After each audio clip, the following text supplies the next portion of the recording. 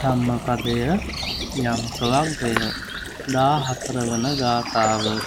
යතාගාරං සුච්චන්නං උට්ටීන සමති විජ්ජති එවං සුභාවිතං චිත්තං රාගෝන සමති විජ්ජති.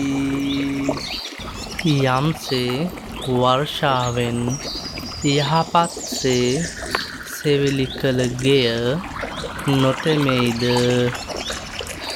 එමෙන්ම මනාසේ ගුණධර්මවලින් පුරුදු කළ සිත රාගය විනිවිද නොයයි.